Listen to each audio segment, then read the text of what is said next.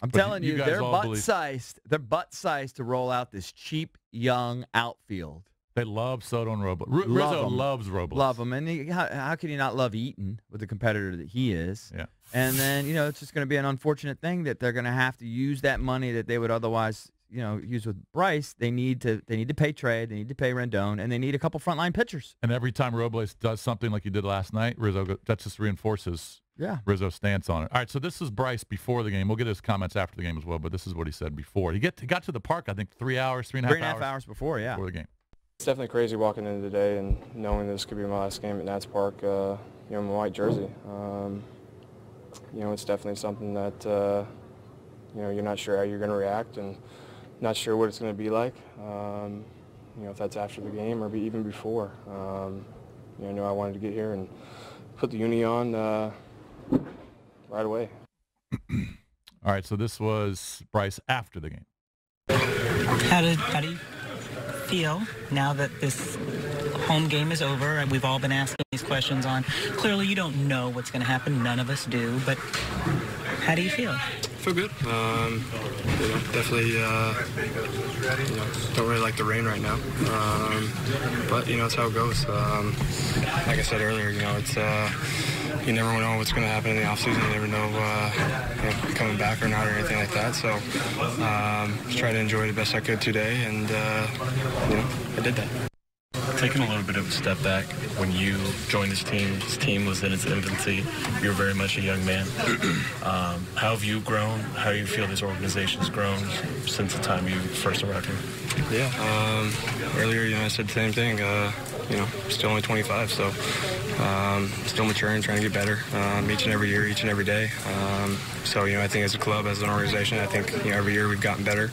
I said it earlier as well, having the guys in this clubhouse that we do, if that's Scherzer, Rendon, Trey, Robles, Soto, you can go on and on, Strasburg, these are all homegrown guys, and, a lot of guys that, come into the clubhouse every single day, ready to play, ready to go, and, it's been a lot of fun. I think the last 6 years, 7 years,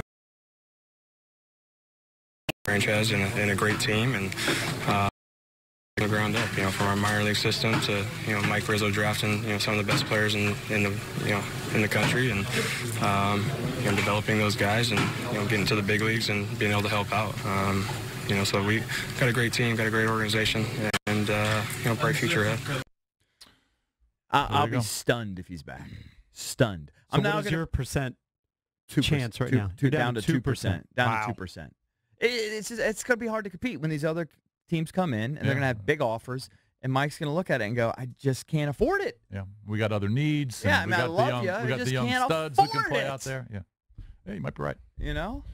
All right, so there were some other huge games in the National League. They're going to be huge series this weekend in the National League. On the best bets, I gave you the Cardinals.